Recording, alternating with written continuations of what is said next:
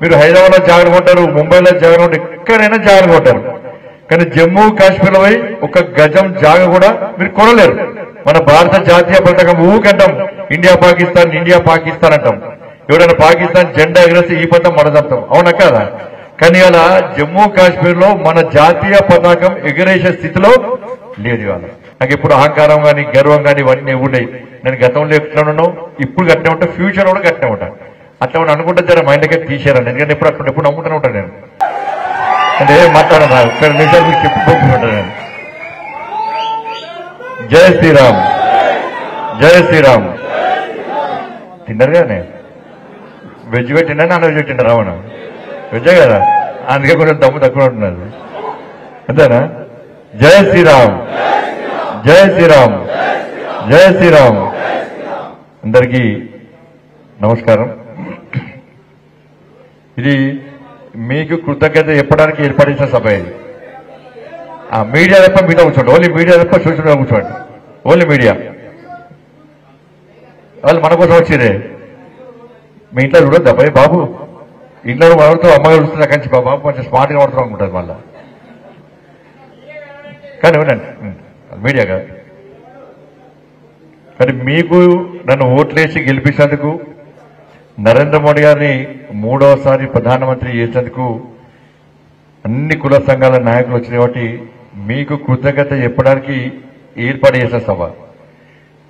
కానీ నరేంద్ర మోడీ గారి తరఫున, భారతీయ జనతా పార్టీ తరఫున, ఎన్డీఏ తరఫున, ఈ కరీంనగర్ పార్లమెంటు నియోజకవర్గ పార్టీ తరఫున, వేములవాడ నియోజకవర్గం ఈ రాజన్న సిరిసిల్ల జిల్లాకు సంబంధించిన పార్టీ తరఫున మీ అందరూ కూడా రెండు చేతులు జోడించి వినమ్రపూర్వక నమస్కారం తెలియజేస్తున్నాను, ధన్యవాదాలు తెలియజేస్తున్నాను. ఎందుకంటే మీ దగ్గర చాలా మంది నేను కలవలే, కానీ మీరందరూ కష్టపడి నన్ను ఎంపీని గెలిపించిన రెండవసారి. మళ్ళీ ఆశామాషి గెలిపించాలి. 2,40,000 ఓట్లతో గెలిపించారు, 2,20,000 ఓట్లతో గెలిపించారు. ఇది మామూలు విషయం కాదు. కానీ ఇటువంటి సందర్భంలో మీకు కృతజ్ఞత చెప్పాల్సిన బాధ్యత అది మా అందరి మీద ఉంది. ఎందుకంటే మా కార్యకర్తలు కష్టపడి పనిచేశారు. వాళ్ళందరూ మీ దగ్గరకు వచ్చి ఈసారి మళ్ళా మూడోసారి నరేంద్ర మోడీ గారు ప్రధానమంత్రి చేయాలి. నరేంద్ర మోడీ ప్రధానమంత్రి కాకుండా ఈ దేశం ఏమవుతుందో మనందరూ తెలుసు. ఇటువంటి పరిస్థితుల్లో మీరందరూ నరేంద్ర మోడీ గారు ప్రధానమంత్రి చేయడానికి మీ ఓటు నాకేస్తే నేను పోయి మోడీ గారికి ఓటేసిన, అవునా కాదా? కాబట్టి నరేంద్ర మోడీ గారు ప్రధానమంత్రి చేయడంలో మీ అందరి భాగస్వామ్యం ఉంది. మీరందరూ కష్టపడి ఇష్టపడి నాకు ఓటేస్తే నేను పోయి మోడీ గారికి ఓటేస్తాను. కాబట్టి ఆ అదృష్ట అవకాశం నాకు వచ్చింది, అదృష్ట అవకాశం ఇచ్చింది మీరు. మీరు ఇంత మెజార్టీతో గెలిపించారు కాబట్టి, నరేంద్ర మోడీ గారు నన్ను కేంద్ర హోంశాఖ సహాయ మంత్రులు చేశారు. దానిలో కూడా అనేక ముఖ్యమైన బాధ్యతలు నాకు అప్పయ్యారు. తప్పకుండా ఈ బాధ్యత నెరవేరుస్తా అని చెప్పి ఒక నమ్మకం విశ్వాసంతో నాకు అప్పచెప్పారు. కాబట్టి ఇటు మీరు ఎంపీ గెలిపించడం, ఇటు కేంద్ర నాయకత్వం నాకు హోంశాఖ సహాయ మంత్రి బాధ్యత అప్పచెప్పడం. కాబట్టి వాళ్ళ విశ్వాసాన్ని, మీ విశ్వాసాన్ని ఎప్పుడు వమ్ము చేయకుండా ఏ ఆలోచనతో మీరు నన్ను ఓటేసి గెలిపించడం తప్పకుండా దానికి కట్టుబడి ఉంటాను నేను. ఎందుకంటే మీరు నరేంద్ర మోడీ గారు ప్రధానం ఈ 10 సంవత్సరాల కొన్ని పార్టీలకు ఏంటంటే వాళ్ళకి బోర్ వస్తుంది అన్నాడు. బాంబ్ బ్లాస్టులు లేవా దేశంలో, గోకుల్చాటు బాంబ్ బ్లాస్టులు లేవా, లేకుంటే లుంబిని పార్కులు పేలుడు లేవా, అర్ధరాత్రి నక్సలైట్ హత్యలు లేవా, టెర్రరిజం లేదా, ఏం లేదా. కాబట్టి విమర్శించడానికి ఏం లేదు కదా వాళ్ళకు, ఏం లేదు. ఏం లేకుండా చేసిన వ్యక్తి ఎవరు? కాబట్టి అటువంటి వ్యక్తి ఉన్నాడు. కాబట్టి ఈ దేశంలో ఒక ప్రశాంతమైన వాతావరణం ఇలా దేశంలో నెలకొని ఉన్నది. ఇలా నరేంద్ర మోడీ గారి ప్రభుత్వం ఏర్పడకుంటే 370 ఆర్టికల్ రద్దు చేసే ధైర్య సాహసాలు ఇంకో పార్టీ చేసేది కాదు. 370 ఆర్టికల్ తెలిసి మీ అందరికి. ఇలా ఇక్కడ మీరున్నారు, మీరందరూ మీ భార్య ఎక్కడో మీ కొడుకులకో బిడ్డలకో సంబంధాలు వస్తాయి. ఈ దేశంలో గుజరాత్, మహారాష్ట్రలో, సింగపూర్ ఇక్కడ నేర్చుకోవచ్చు కదా, ఇంత మన దేశమే కదా, అవును కదా. కానీ మీరు ఎవరు కూడా జమ్మూ కాశ్మీర్ ఉన్నటువంటి అమ్మాయిలకు అబ్బాయిలకు పిల్లలు ఇచ్చుకోరాదు, ఇక్కడలను అక్కడ వేసుకోరాదు. మీరు హైదరాబాద్లో జాగ్రత్త ఉంటారు, ముంబైలో జాగ్రత్త ఉంటారు, ఎక్కడైనా జాగ్రత్త ఉంటారు. కానీ జమ్మూ కాశ్మీర్లో పోయి ఒక గజం జాగ కూడా మీరు కొనలేరు. ఇలా పార్లమెంట్ లో చట్టాలు చేస్తున్నాం, అది మనకు వర్తిస్తాయి, కానీ జమ్మూ కాశ్మీర్ లో వర్తించది. మన భారత జాతీయ పతాకం ఊకంటాం ఇండియా పాకిస్తాన్ ఇండియా పాకిస్తాన్ అంటాం. ఎవరైనా పాకిస్తాన్ జెండా ఎగరేస్తే ఈ పదం మనదంటాం, అవునా కదా? కానీ అలా జమ్మూ కాశ్మీర్ లో మన జాతీయ పతాకం ఎగరేసే స్థితిలో లేదు. ఇవాళ దీన్ని ఒప్పుకుంటాం, మనం ఒప్పుకుంటాం. అదని ఇన్ని సంవత్సరాలు చాలా మందికి దీని మీద తెలియదు. కానీ దానికోసం అనేక మంది ఇలా భారతీయ జనతా పార్టీ కార్యకర్తలు కానీ జనసంఘ నుంచి మన వ్యవస్థాపకుడు శ్యామా ప్రసాద్ ముఖర్జీ కూడా దానికోసమే బలైపోయాడు, త్యాగం చేశాడు. కానీ ఇలా భారతీయ జనతా పార్టీ ప్రభుత్వం ఏర్పడ్డది కాబట్టి వాళ్ళ 370 ఆర్టికల్ రద్దు చేస్తే 370 ఆర్టికల్ రద్దు చేస్తే ఇప్పుడు మన జాతీయ పథకం బాజప్తా ఎగిరిస్తున్నాడు. ఇలా అక్కడ అభివృద్ధి జరుగుతున్నది, అక్కడ పేలుళ్ళు గీలుళ్ళు ఏం లేవు. మీకు తెలుసుకోండి, మీ కొడుకులో బిడ్డలు ఎవరైనా ఆర్మీ ఉంటపోసారి ఫోన్ చేశారు. 2014 కంటే ముందే ఉంది, 2014 తర్వాత ఏముందని. అంతకుముందు పాకిస్తాన్ వాడో వీడో టెర్రరిస్ట్ వచ్చి మన ఆర్మీ అని కొడితే పడాలి, మళ్ళీ పైనుంచి ఆదేశాలు వచ్చే వరకు కొట్టని సేపడాలి. కానీ ఇప్పుడు ఏమైంది, నరేంద్ర మోడీ ప్రభుత్వం వచ్చిందా వాడిని కొడతాను మైండ్ లోకి వస్తున్నా ఈ పదం మనం చెప్తారు మన ఆర్మీ అని. అటువంటి అధికారాలు ఎవరు ఇచ్చినాం మనం? కాబట్టి ఇలా జమ్మూ కాశ్మీర్ ఇవాళ రక్షింపబడ్డదంటే ఎవరు ఇవాళ కారణం?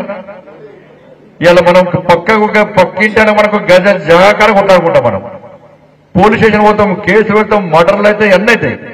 కానీ ఇలా ఒక ప్రాంతం ఇవాళ మరి కాదు అని చెప్పి ఇలా పాకిస్తాన్ మాది అంటున్నారని చెప్పి అటువంటి పరిస్థితుల్లో ఇవాళ జమ్మూ కాశ్మీర్ రక్షింపబడిందంటే 370 ఆర్టికల్ రద్దు చేయబడిందంటే అది మీరు కష్టపడి నరేంద్ర మోడీ గారు ప్రధానమంత్రి చేసింది కాబట్టి గత లోక్సభ ఎన్నికల్లో మీరు గెలిపించిన కాబట్టి ఇలా 370 ఆర్టికల్ రద్దు చేస్తాం. ఇలా అయోధ్యలో రామ మందిర నిర్మాణం ఎప్పుడైనా మీరు అనుకున్నారా? ఎప్పుడు అనుకున్నారు ఎప్పుడైనా? మీరు తరతరాలు చెప్పుకోవచ్చు, మీరు నా హయాంలో రామ మందిరం నిర్మించడం అని చెప్పొచ్చా? ఇప్పుడు ఎప్పుడు ఎప్పుడైనా ఏ గతంలో పురాతన కాలంలో చేసుకున్నారట అయోధ్యలో రాముడు అంటారు. ఇప్పుడు మీ అందరు చూస్తుండగానే మన అయోధ్యలో రామ మందిరం జరిగింది. నరేంద్ర మోడీ గారు ప్రధానమంత్రి అయ్యేది కాబట్టి మన అయోధ్యలో రామ మందిరం నిర్మాణం జరిగింది. ఇలా ప్రధానమంత్రి ఎవ్వరున్నా ఆ ప్రాణ ప్రతిష్ఠ కార్యక్రమం పోతుండేనా మళ్ళీ ఇంకో రోడ్లు పోతాయి కదా. కాబట్టి ఇలా ప్రధానమంత్రి స్వహస్తాలతో రామమందిరం జరిగిందంటే ఇది మీరు నరేంద్ర మోడీ గారు ప్రధానమంత్రి చేసిరు కాబట్టి ఇట్లా అనేక ధైర్యం సాహసోపేత నిర్ణయాలు గతంలో తీసుకున్నారు. కాబట్టి మళ్ళీ అటువంటి మహానుభావుడు, అటువంటి గొప్ప వ్యక్తి, అటువంటి ధైర్యం ఉన్న వ్యక్తి, దమ్మున్న వ్యక్తి ఈ దేశానికి ప్రధానమంత్రి అయితేనే ఈ దేశం రక్షింపబడుతుంది, దేశంలో పేదలు బతుకులు బాగుపడతాయి.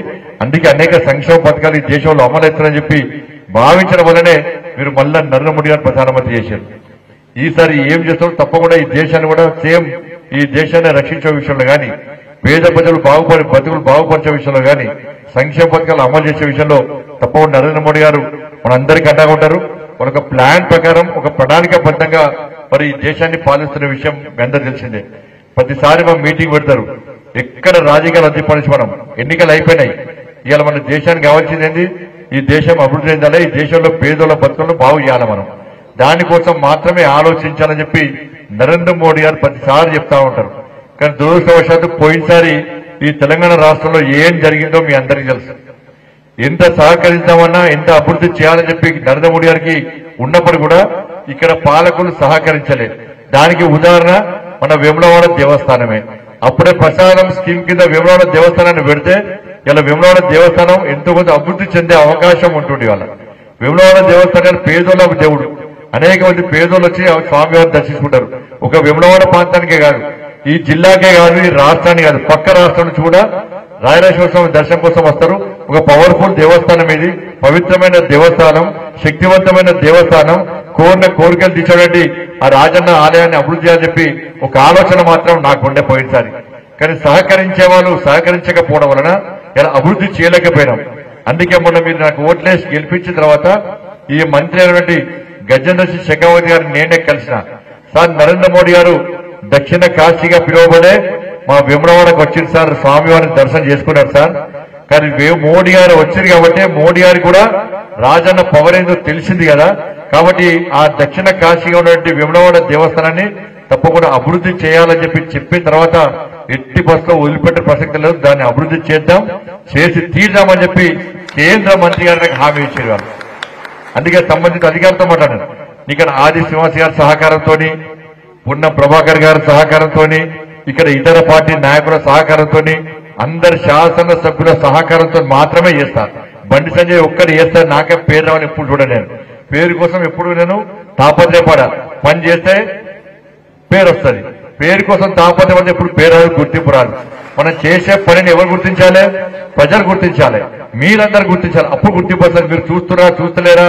మీరు చూస్తేనే పని చేస్తా, మీ గుర్తింపు కోసం పని చేస్తా అంటే స్వామివారి పైన ఉంటాడు ఆయన. ఆయన ఏం చేయాలో, ఎప్పుడు ఎవరు ఏం చేయాలో అన్ని తెలుసు ఆయనకు. ఎక్కడ ఎవరు ఎట్లా అన్ని తెలుసు ఆయనకు.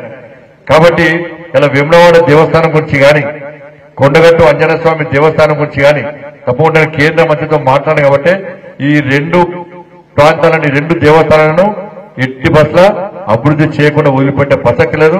పక్క రాష్ట్ర ప్రభుత్వ సహకారంతో, ఇక్కడ నాయకుల సహకారంతో, అందరి సహకారంతో అందరు కలిసిమెలిసి అభివృద్ధి చేయాల్సిన బాధ్యత ఉంది. కాబట్టి అందరు కలిసి రావాలని కూడా కోరుకుంటున్నారు.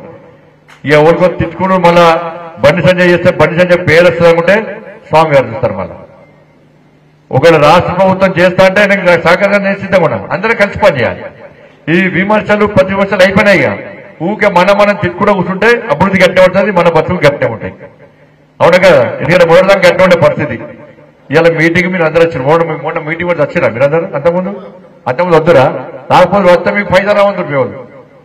మీ సంఘ భవనం ఉన్నది, గవర్నమెంట్ జాగా కబ్జా చేసి కూలగొడతా అంటారు. వాళ్ళు పిల్లలు కూలగొడతా అంటారు. అంటారా? నువ్వు ధైర్యంగా వచ్చేది ఇవాళ. ఎందుకు వచ్చిందంటే ఏం జరిగింది కాబట్టి వచ్చిరా. కానీ ఇప్పుడు జరిగితే కూడా నేను కూడా మీకు అండగా ఉంటాను నేను. కాబట్టి మీరు గెలిపించిన ఎంపీ, మీరు తయారు చేసినటువంటి కార్యకర్త నేను. ఎందుకంటే కింది నుంచి వచ్చిన నేను అన్ని ఆటుపోట్లు ఎదుర్కొని అన్ని భరించి అన్నిటికీ తెగించి వచ్చినటువంటి వ్యక్తి మీ బండి సంజయ్. కాబట్టి నేను ఎక్కడో వెనుకపోయే ప్రసక్తి లేదు, ఇక్కడ భయపడే ప్రసక్తి లేదు. మీకు ఏ కష్టం వచ్చినా, ఏ ఇబ్బంది వచ్చినా కూడా మీకు అండగా ఉంటా, మీకు చేదోడు వాదోడుగా ఉంటా. నా వల్ల ఏ సహకారం కావాలన్నా నాతోనే ఏ సహకారం తప్పకుండా మీకు చేయడానికే నేను నా బాధ్యతగానే భావిస్తా. నాకు ఇప్పుడు అహంకారం కానీ గర్వం కానీ ఇవన్నీ ఉన్నాయి. నేను గతంలో ఎట్లా ఉన్నాను, ఇప్పుడు గట్టినే ఉంటా, ఫ్యూచర్ కూడా గట్టినే ఉంటా. అట్లా అనుకుంటే జర మైండ్కే తీసేయాలని. ఎందుకంటే ఎప్పుడు నమ్ముతూనే ఉంటాను నేను. నాకు ఇబ్బంది ఉంటే నా ఇబ్బంది గురించి మీ మీద రుద్దలేను. నేను పడే ఇబ్బందులు పడుతూ ఉంటా, నేను భరిస్తూనే ఉంటా. భరించాల్సిన బాధ్యత నాకు ఉంది కాబట్టి, ఆ బాధ్యత నాకు బాధ్యత కాబట్టి నా బరువు అంతా మీ మీద పెట్టా. మీ బరువును మోసే బాధ్యత నేను తీసుకుంటాను. అట్లా చెప్పి అన్ని విషయాలు చేసి నాకు పెట్టుకున్నాను. కుంభ ముచ్చకూరు మళ్ళీ అది ఏం చేయాలో అది చేస్తాను నేను. కాబట్టి వేములవాడ నియోజకవర్గంలో నాకు మెజార్టీ ఇచ్చింది. నాకు గతంలో ఇచ్చారు, ఈసారి ఇచ్చారు. ఎందుకంటే కాబట్టి వేములవాడ నియోజకవర్గాన్ని ఎట్టి బస్సులో వదిలిపెట్టే ప్రసక్తి లేదు. గతంలో సిఆర్ఎఫ్ నిధులు కానీ, గ్రామీణ సడక్ యోజన పైసలు కానీ, అనేక సంక్షేమ పథకాల విషయంలో వేములవాడకు ప్రత్యేక దిశ నేను అనేక రకాలుగా ఎక్కువ నిధులు ఇచ్చే ప్రయత్నం చేస్తున్నాను. ఈసారి ఇటువంటి ఇబ్బందులు లేవు కాబట్టి ఇంకా ఈసారి వేములవాడ నియోజకవర్గానికి అభివృద్ధి విషయంలో తప్పకుండా నేను సహకరిస్తా. వేములవాడ నియోజకవర్గం అభివృద్ధి చేయడంలో నేను భాగస్వామ్యం అవుతా. కాబట్టి అన్ని పార్టీల నాయకులకు ఈ వేదికగా విజ్ఞప్తి చేస్తున్నాం. అందరం కలిసి ఉందాం, కలిసి ముందుగా ప్రయత్నం చేద్దాం. రాష్ట్రంలో అధికారుల కోసమో, కేంద్రంలో అధికారుల కోసమో, మళ్ళా ఎన్నికల్లో గెలవడానికో, లేకుంటే అధినాయకత్వం మీకు పొందడానికో, ఇలా కొట్లాడడానికో మనం టైం వేస్ట్ చేస్తే ఇలా ప్రజలు క్షమించరు. ఎందుకంటే ప్రజలు ఓట్లేసి గెలిపించారు, వాళ్ళ ప్రజలు నిర్ణయం ప్రకటించారు. ఆ నిర్ణయానికి అనుగుణంగా ప్రజలకు సేవ చేయాల్సిన బాధ్యత మన మీద ఉంటుంది. కాబట్టి నేనైతే దాన్ని తప్పకుండా పాటిస్తా, మీకు అండగా ఉంటా చెప్పి మనస్ఫూర్తిగా విజ్ఞప్తి చేస్తూ, నరేంద్ర మోడీ గారిని ముచ్చటగా 3వ ప్రధానమంత్రిని చేసిన మీ అందరు కూడా హృదయపూర్వక ధన్యవాదాలు తెలియజేస్తూ, నన్ను 2వసారి ఎంపీగా భారీ మెజార్టీతో గెలిపించిన మీ అందరు కూడా హృదయపూర్వక ధన్యవాదాలు తెలియజేస్తూ ముగిస్తున్నాను. భారత్ మాతాకి జై. జై శ్రీరామ్. దయచేసి కొద్దిగా కుల సంఘాలు అనౌన్స్ చేసిన తర్వాత వాళ్ళు వచ్చిన తర్వాత పోయి వాళ్ళ కూర్చోండి. మరి అయిపోయింది కానీ బయటకు పోతే మిగతా వాళ్ళు కూడా మనకు కొద్దిగా అవమానించినట్టయితుంది కనుక అదే పిలుస్తాడు. స్టెప్ బై స్టెప్ పిలిస్తే వాళ్ళే వచ్చి అది అయిపోయిన తర్వాత హానర్ చేసుకుంటూ స్టెప్ బై స్టెప్ అనేది కోరుతా ఉన్నాం. సంతోష్.